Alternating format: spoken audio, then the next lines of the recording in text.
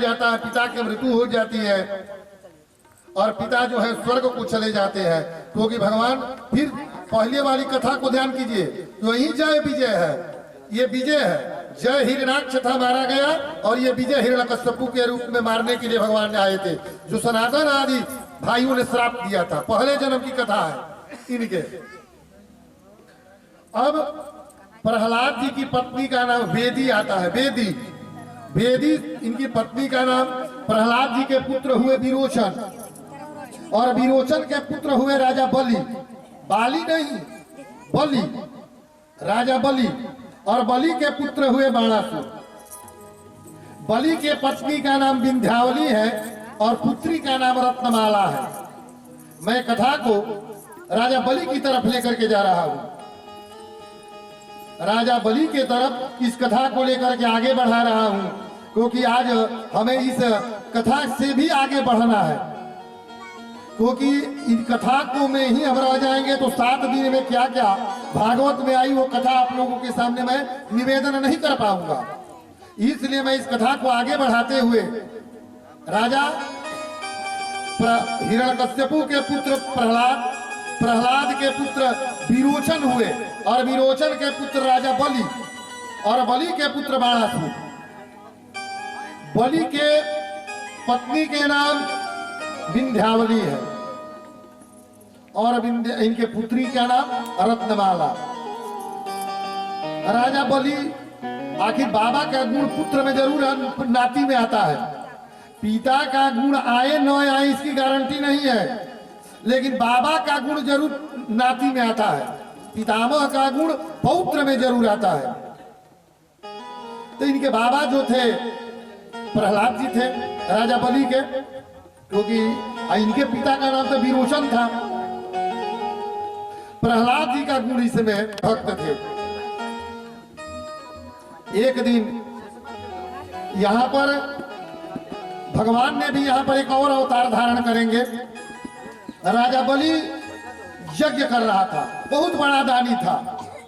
राजा बलि जो प्रहलाद जी का नाती था, विरोचन का पुत्र था, इनकी पत्नी का नाम विंध्यावली और पुत्री का नाम रत्नमाला।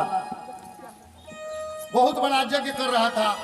यदि ये यज्ञ सफल हो जाएगा तो ये इंद्रासन ले लेता। सभी देवता दौड़ करके भगवान नारायण के पास पहुंचते हैं और कहते हैं, हे प्रभु, राजा बलि ये यज्ञ कर रहा था, यदि इसकी यज्ञ की समुचित ढंग से पूर्णाहुति हो जाएगी तो ये तो इंद्रासन ले लेगा। इसके यज्ञ को आप किसी भी प्रकार से खंडित कीजिए। भगवान कहे कि जाओ, समय अनुसार मैं जाऊंगा। आज तो यज्ञ का दूसरा तीसरा दिन है, मैं जाऊंगा। यज्ञ तो ये 7 दिनों का कर रहा है, इसलिए मैं जाऊंगा। भगवान ने सोचा कि बड़ा दानी है, इसको छल के द्वारा ही मुझे कुछ करना पड़ेगा। भगवान राजा बलि को छलने के लिए एक अवतार का रूप धारण करते हैं, एक अवतार लेते हैं जिसका नाम वामन अवतार है। बोलिए वामन भगवान की जय। वामन का भगवान का अवतार हो गया। 52 अंगुली के उनका शरीर है और राजा बलि को छलने के लिए जा रहे हैं। 52 अंगुली का शरीर है, 4 दुनिया ऐसे करके 52 अंगुली। हाथ में कमंडल, लंगोटी धारण किए हैं, एक छत्र भी ले लिए हैं धूप से बचने के लिए। वो जा करके यज्ञशाला जो बना है, जहां पर पूजा हवन इत्यादि हो रहा है, वहां पर जा करके, और पश्चिम द्वार पर, जिस द्वार को हम लोग सामवेद कहते हैं, यज्ञ में 4 दरवाजे होते हैं, लेकिन प्रयोग पश्चिम दरवाजे का होता है। क्यों? क्योंकि भगवान कृष्ण ने कहा है कि वेदों में मैं सामवेद हूं, वेदों में मैं सामवेद हूं, और यज्ञशाला का पश्चिम द्वार जो होता है वो सामवेद होता है। उसी द्वार के बगल में जाकर के खड़े होकर के अपना कमंडल लेकर के खड़े हो जाते हैं और कहते हैं कि हे राजा बलि। लेकिन वो तो यज्ञ कर रहा था, हवन कर रहा था, और शुक्राचार्य जो यज्ञ के आचार्य थे, राक्षसों के गुरु थे, वो समझ गए कि ये तो भगवान नारायण है और मेरे जजमान और चेला को ये छलने के लिए आए हैं। अब बचाने का तरीका शुक्राचार्य करने लगे कि हमारा चेला कैसे बचेगा, इसकी यज्ञ का भी ध्वंस न हो जाए, क्योंकि यज्ञ संकल्प हो जाता है तो जजमान की जिम्मेवारी खत्म हो जाती है, आचार्य की पूर्ण रूप से जिम्मेवारी बढ़ जाती है। जब तक संकल्प नहीं होता है तभी तक जजमान की जिम्मेवारी होती है। यज्ञ चल रहा था, शुक्राचार्य, अब वो राजा बलि जो देखता है पश्चिम द्वार की तरफ, तो एक 52 अंगुली का एक ब्रह्मचारी खड़े हैं, हाथ में कमंडल है। तो ब्रह्मचारी को देख करके वो सोचा कि अच्छा कोई आकृति जिसकी दूसरे से भिन्न हो और वो आकृति यदि सामने पड़ जाए तो देखने की इच्छा उत्पन्न होती है। वामन भगवान को देखने के लिए, क्योंकि सुंदर रूप है, शरीर छोटा है, रूप मोहने लायक है। जब उठता है राजा बलि तो कहते हैं विष्णु भगवान शुक्राचार्य, ए राजन, इदम विष्णुर्विचक्र में, वेद कहता है कि इदम विष्णुर्विचक्र में त्रेधा निदधे पदम समुढ़मत्यपा गुंसुरे स्वाहा।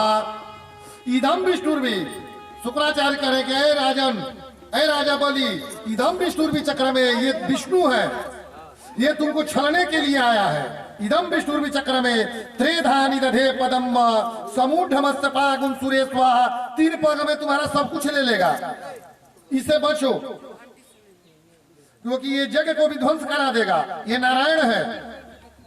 वो कहता है कि गुरुजी तो इसमें चिंता की क्या बात है, अरे लोग नारायण से मांगते हैं और नारायण मेरे यहाँ मांगने आए हैं और मांगने वाले को मैं कभी निराश नहीं करता हूँ, ये मेरा तो परम सौभाग्य है। इसलिए मैं जाऊंगा। और पश्चिम द्वार के बाहर आ जाता है, आकर के कहता है राजा बलि, हे ब्रह्मचारी, हे बटुक ब्रह्मचारी, तुम क्यों आए हो, क्या काम है? तो भगवान जो वामन अवतार में है, उस समय द्वादशी तिथि थी, भादो की द्वादशी तिथि को ही वामन द्वादशी कहते हैं, जिस पर भगवान वामन का अवतार हुआ है। मैं आया था, मैं चला जा रहा था इस रास्ते से, तो मैं एक घर के सामने अपना संध्या बंदन पूजा कर रहा था। तो जिसके घर के सामने मैं संध्या बंदन पूजा कर रहा था, उन्होंने मुझे मार करके खदेड़ दिया। तब मुझे पता चला कि राजा बलि जी का यज्ञ हो रहा है और इस यज्ञ में जो कुछ मांगा जाएगा वो मिल जाएगा। तो तुम मुझे 3 पग जमीन दे दो, ताकि मैं उसी पर बैठ करके, अपना जमीन रहेगा तो मैं संध्या बंदन पूजा पाठ तो कर लूंगा। पता क्या, अरे क्या बात है महाराज, अरे तुमको मांगने भी आपको नहीं आता है, हे ब्रह्मचारी? अरे राजा बलि से जो एक बार मांग ले, उसको जिंदगी में कभी मांगने की आवश्यकता नहीं रहती है। तुम मुझे और ज्यादा मांग लो। कहते हैं कि नहीं नहीं, मैं संतोषी ब्राह्मण हूं, मैं कोई लोभी ब्राह्मण नहीं हूं कि मुझे बहुत ज्यादा चाहिए। तुम मुझे 3 पग दे दो और 3 पग से ही मैं अपना संध्या बंदन पूजन करने के लिए एक जगह ले लूंगा, उसी पर संध्या बंदन पूजन करूंगा।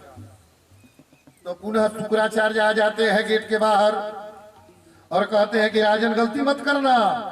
फिर कहते हैं कि इदम विष्णुर्विचक्र में, ये विष्णु है। तो कहते हैं कि भाई गुरु जी आप चुप रहिए, जो ये मांगेंगे वो मैं दूंगा। तो वो कहते हैं कि आप देने के अधिकारी नहीं हो शुक्राचार्य। क्यों? तो दशांश ही आप दान कर सकते हो। यदि आपके पास 10 रुपया है तो उसमें 1 रुपया ही दान करने के आप अधिकारी हैं। 1 रुपया अपने पर खर्च करो, एक समाज पर, एक भविष्य के लिए, एक विद्याधन में, एक इस प्रकार से 10 भाग बटे हुए हैं। तो तुम 1 अंश ही दान करने के अधिकारी हो।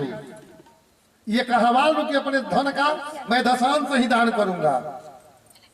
वो कहता है कि नहीं नहीं, ये मुझे मंजूर नहीं है, मैं नहीं कहूंगा। फिर कहते हैं कि ठीक है, और वो भगवान हंस रहे हैं। बहुत सुंदर एक मुस्किल के द्वारा हंसी उनकी आ रही है और हंस करके कह रहे हैं कि हे राजन, दान का समय बीता जा रहा है, देना है तो दीजिए, अन्यथा नहीं देना है तो ना कह दीजिए, मैं चला जाऊंगा। मैं इतने देर तक ठहरने वाला ब्राह्मण नहीं हूँ। वो कहते हैं शुक्राचार्य जब संकल्प के लिए जल लेते हैं, जल लेने के लिए जो ही कमंडल उठाते हैं, शुक्राचार्य रोक देते हैं। हे राजन, तुम्हारी दान वाली संपत्ति पर आधा अधिकार आपकी पत्नी विंध्यावली का है।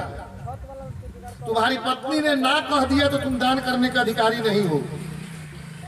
और उन्हीं की पुत्री जो है वहीं पर खड़ी थी, जिनका नाम रत्नमाला है।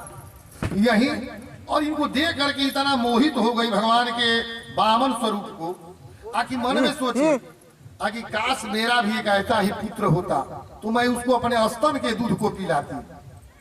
भगवान तो मन ही मन समझ गए, कहा कि ठीक है पीऊंगा। वही रत्नमाला अगले जन्म में पूतना बन करके भगवान कृष्ण को दूध पिलाई है। उसकी कथा आगे आएगी राम जन्म के बाद, कृष्ण जन्म के बाद। वही यही रत्नमाला जो आज कह रही है कि मेरा पुत्र होता, आप होते तो मैं इनको दूध पिलाती। तो वो भगवान ने कहा कि पीऊंगा तुम्हारा दूध।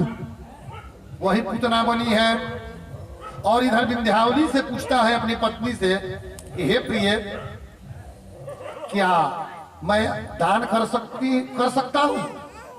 तो उन्होंने कहा कि हे ना,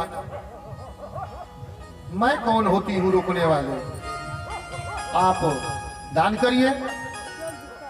अब तो शुक्राचार्य फिर घबरा जाते हैं कि ये भी एक ब्रेक लगाया, ये भी फेल हो गया। फिर कहते हैं कि अब जो जल कमंडल से निकाला जा रहा था हाथ में संकल्प के लिए कि मैं 3 पग भूमि दान करूंगा, वो हाथ में ही उस कमंडल के मुखवे पर जाकर के शुक्राचार्य सूक्ष्म रूप से बैठ गए। अब जल न गिर रहा है न संकल्प हो रहा है, भगवान हंस रहे हैं, समझ रहे हैं कि शुक्राचार्य हैं। तो भगवान ने वहीं से एक दूर्वा निकाला, दूब निकाला या कुश कहिए, वहीं पर रखा था। उस कुश से उस कमंडल के मुहावा में ऐसे लगा दिया, कुछ जाम है मालूम पड़ रहा है। उस समय शुक्राचार्य की एक आंख फूट गई, इसलिए शुक्राचार्य की एक ही आंख है। और जब फूट गई तो उन्होंने कहा कि हे राजन, अब जो तुमको करना है तो तुम करो, अब तुम बचने वाले नहीं हो, तो ये तुमको छोड़ेगा नहीं। और संकल्प हो गया कि 3 पग भूमि में दान कर रहा हूं। संकल्प के बाद कहा कि हे ब्रह्मचारी, अब तुम 3 पग कहां लोगे? जहां इच्छा है तहां ले लो, पूरी सृष्टि तो हमारे अधीन है, पूरी पृथ्वी। कहते हैं भगवान कि ठीक है राजा बलि, मैं तो 3 पग ले लूंगा। अब नापना प्रारंभ करते हैं। पहले ही पग में इतना विशाल रूप धारण करते हैं, बहुत बड़ा विशाल रूप धारण करके भगवान नारायण नापना प्रारंभ करते हैं।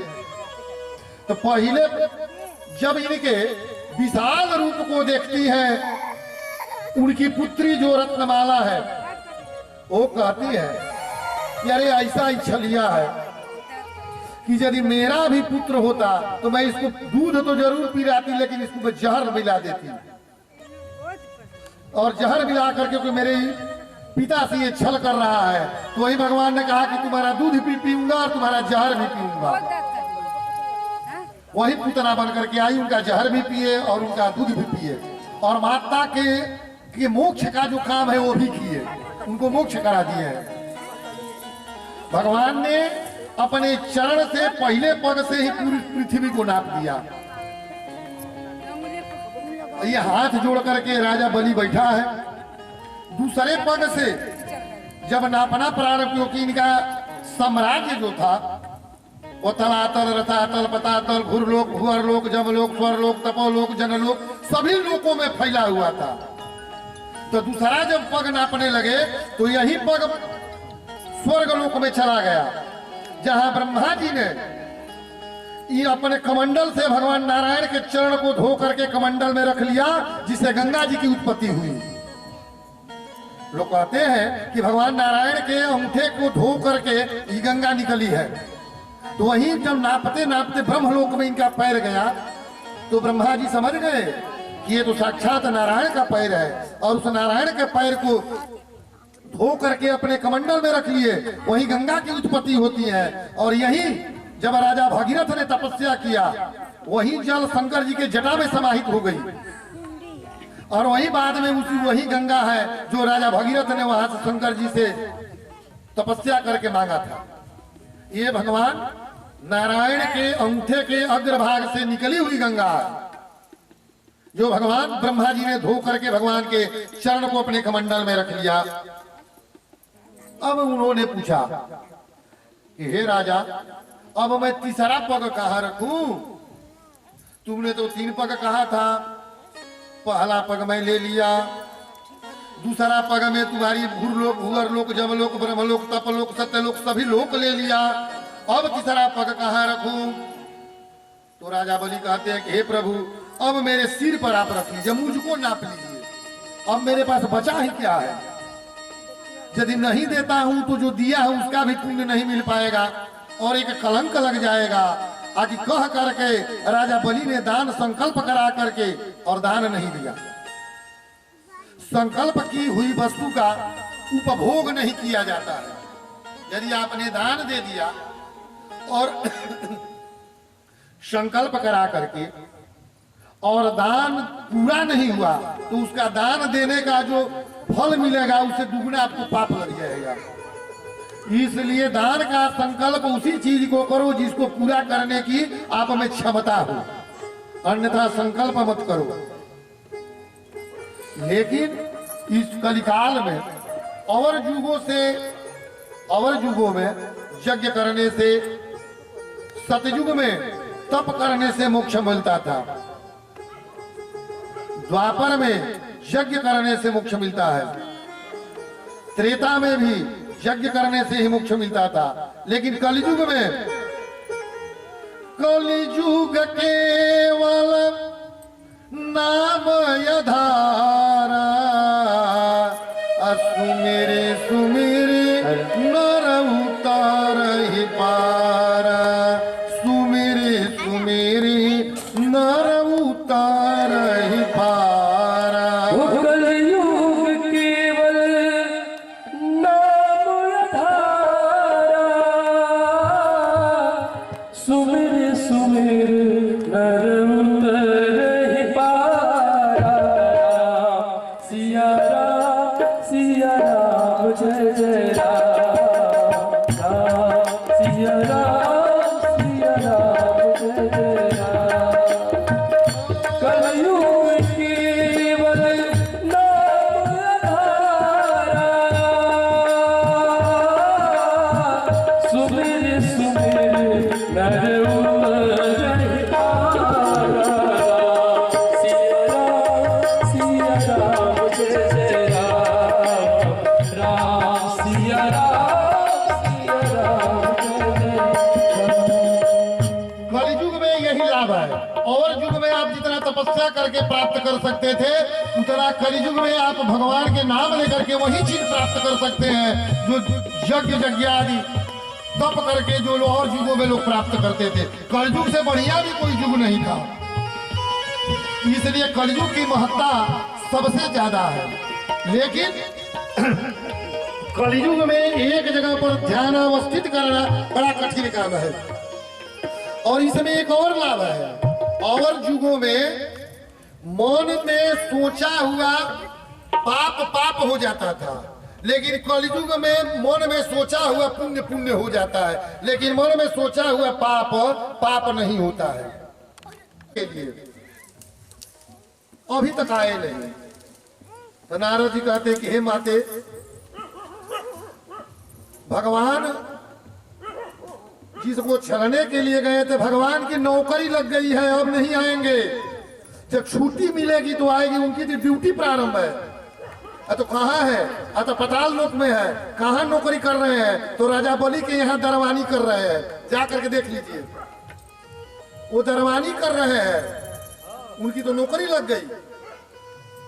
लक्ष्मी नंगे पांव दौड़ी हुई पताल लोक में जाती है और पाताल लोक में जाकर देखती क्या है कि भगवान दौड़ रहे हैं चारों द्वारों पर और हाँफ रहे हैं। माता कहती है अरे सुनिए, कहते हैं कि अभी चुप रहो, अभी मेरा ड्यूटी का टाइम है, जब छुट्टी मिलेगी तो बात करूंगा, अभी तुम यहां से जाओ। उस दिन क्या था? सावन की पूर्णमासी थी, सावन की पूर्णिमा था, उसी दिन लक्ष्मी गई थी। कहते हैं कि अभी तुम जाओ और जा करके बाहर बैठो, जब मेरा ड्यूटी पीरियड खत्म होगा तो मैं तुमसे बात करूंगा। क्योंकि अब उसका उठने का समय हो गया था राजा बलि का। भगवान जब वो उठा, भगवान दर्शन दे दिए, तब ले जाकर के कहीं अगल बगल गैलरी में बैठकर कहते हैं कि हे लक्ष्मी, मैं यहां से नहीं जा सकता हूं, जब तक ये नहीं छोड़ेगा तब तक मैं नहीं जाऊंगा। तो वो कहती है कि तब छोड़ेगा कैसे? तो ये तो मैं नहीं जानता हूं कि ये कब मुझे छोड़ेगा। लक्ष्मी जाती है और अपने आंचल को फाड़ करके, आंचल के एक भाग को फाड़ करके राजा बलि के हाथ में बांधती है। उसी दिन से रक्षाबंधन प्रारंभ हुआ। राजा बलि के हाथ, आज भी पंडित जी लोग मंत्र क्या बोलते हैं रक्षा बांधने के? जिन्न बद्धो बलि राजा दानवेंद्रो महाबल तेर त्वाम प्रतिभगनानि रक्षे महाचलमाचल। वो जा करके उसी पूर्णिमा के दिन, उसी समय से रक्षाबंधन मनाया जाता है। ये रक्षाबंधन हिमायू और कर्णावती के चलते नहीं मनाया जाता। ये कितने दिन के है? ये पौराणिक व्रत है। तो उसी दिन से रक्षाबंधन मनाया जाता है। और हाथ जोड़ करके वो राजा बलि कहता है कि बहन, आज तुमने तो मुझे भाई बना लिया, लेकिन इस अभागे भाई के पास कुछ देने के लायक नहीं है। मैं तुमको क्या दूं रक्षाबंधन का? वो कहती है कि एक बहुत बहुमूल्य चीज है आपके पास, वही चीज मुझे आप लौटा दीजिए। वो कहता है कि वो क्या? तो तुमने मुझे बहन माना है, तो हाँ, तो तुम्हारे जीजा जी तुम्हारे कब्जे में है, अपने जीजा जी को तुम मुक्त कर दो, और यही मेरी दक्षिणा हुई जो मेरे हाथ में तुमको रक्षा सूत्र बांधी। वो कहता है कि ऐसा प्रभु की लीला, जिस लक्ष्मी के लिए, क्योंकि कल की कथा में मैं समुद्र मंथन की कथा भी बताऊंगा, जिस लक्ष्मी के लिए मैंने क्या क्या नहीं उपयोग किया कि ये लक्ष्मी मुझे प्राप्त हो जाए। जब लक्ष्मी को चाहा तो लक्ष्मी नहीं मिली, और आज जब मैं लक्ष्मी को त्याग कर दिया तो लक्ष्मी दौड़े हुए नंगे पैर मेरे घर में आई है। ठीक है बहन। और भगवान नारायण को वहीं पर मुक्त कर देते हैं राजा बलि, और कहते हैं कि हे प्रभु, आप समयानुसार बीच बीच में आकर के मुझे दर्शन देते रहिएगा। और भगवान आज भी, क्योंकि राजा बलि अमर है, और राजा बलि को भगवान आज भी आकर के दर्शन देते रहते हैं। बोलिए वामन भगवान न की जय। आज गोविंद हरे मुरारी, हे नाथ नारायण वासुदेव, कृष्ण गोविंद हरे मुरारी, हे नाथ नारायण वासुदेव,